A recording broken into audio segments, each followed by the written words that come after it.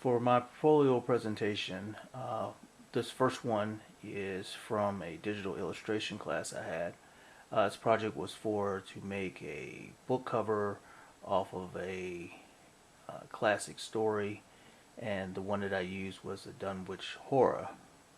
Was one of the ones we were presented as a choice, and this is the one for the first time I actually ever did anything horror-wise. So this was kind of a challenge to me, and at the same time, I kind of had fun with it, considering that I'd never really used a Wacom tablet before, or pen. So I used this as one of the ways for me to kind of to get my feet wet with this particular thing. This one we did as the book cover, and then I imposed the onto an actual book um, that I designed or drew up rather, and then put the hands there to kind of present it as a book sale poster, promotional poster. This next one that I'm about to show is one that I use from uh, my first graphic design class that I had here, and this one was a logo that I used for my father-in-law's food vending business, and I turned it into a logo to use it for Beau's Grill Cuisine that he has, so that way could basically get the basis for probably later on doing a brand identity for him.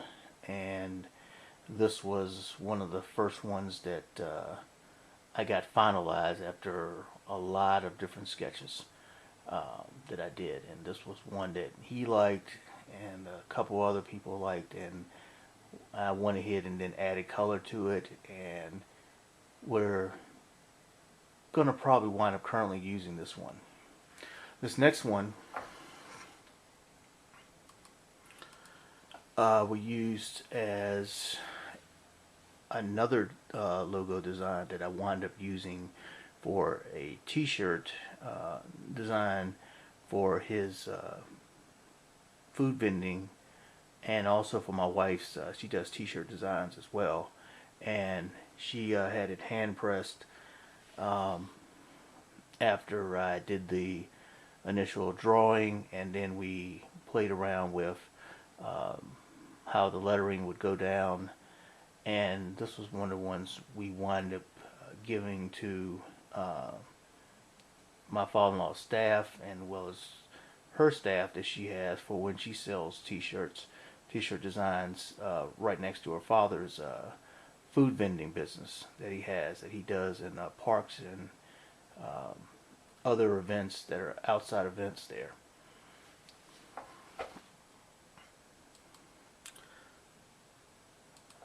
This next one was from Inktober, which happens every October for 31 days. Each day you're doing a drawing based off of a word prompt, and for whatever that word prompt, and this one I believe was like suspicion, and I did, you have to do it all ink with your underlining being anything else like pencil, or in my case I used blue lead pencil to get the underline in there, and then I had ink over top of it. This was for suspicion. This was Inktober day number 20 I did. The next one is for day number 7, and that one I did with a Uniball pen, and I forget the name, I want to say Samami, or if I'm pronouncing it correctly, it's I ordered it all the way from, I believe, Japan. I got it from, and this Copic wide marker that I used. Enjoy doing this. It's probably something I would say most designers should try out to do it. You kind of challenge yourself with just the word, and with just the word as a prompt, you really think about what you want to illustrate, not just draw whatever. You actually get an idea If you have a client, you now know what to go with. You know, whatever they say of a word, you try to figure out how to turn that word into an illustration for them. This next one was from a class project, the final actually, where I had to go out and take photos of some kind of subject matter that matters to me. And I found this gentleman in my downtown of my neighborhood in the city, and he minded his own business. And I just walked up to him and said, with my camera in hand, and said, "Hey, is it okay for me to take some pictures of you? Would you mind?" And he said no, he wouldn't mind. So I snapped a lot of pictures of him, and these three at the top are the final ones I thought were the best.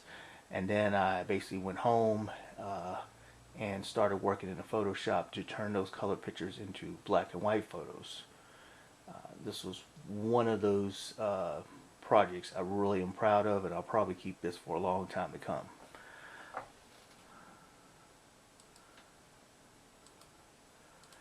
This next project was a photo that I took on the left, that actually I took at a beer craft, kind of like a bar and grill kind of place. It's called Devil's Backbone, and I went there with my wife for one of her friend's husband's surprise birthday party they had there. And while I was taking pictures there at the event, I also said, well, I might as well, while I'm here, just take some pictures of the area there. And I took one of this bar that they had outside. They had a couple different bars, but this was one that really piqued my interest, with this kind of a lantern kind of structure they had there. And I took the picture of that against the bar in the background. And then I basically kind of played with it a little bit. And then when I got home, I actually wound up taking that same photo and playing with saturation, playing with contrast, trying to make it into kind of a eerie glow with some kind of festive, different color lights that kind of gave off a neon, sense there. But I really enjoyed doing this photo, and enjoyed also editing the photo. And it's probably something I'd like to do later on as a project for an actual client.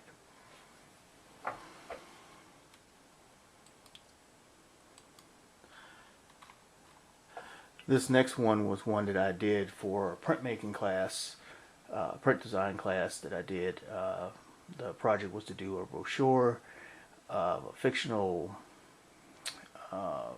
product or service, and I actually wound up talking to my younger brother, who's into doing apps, and wound up, we came up with a name, Fandemonian, play on Pandemonium with fans in it. He basically had an app that he was working on where it was basically a locator of, it basically let other fans that had the same app that had already registered for their favorite team, it would alert them when other members were around, or other fans, fellow fans were around that liked that same team. It would alert them where a sports bar that was near them, they all could come to meet and actually celebrate and cheer on their team at a sports bar that was presenting their team going against whatever other team that was there. The F I worked on for the logo a lot. I probably put in a lot of different, believe it or not, hours sketching different versions of the F once I decided the F was going to be the logo.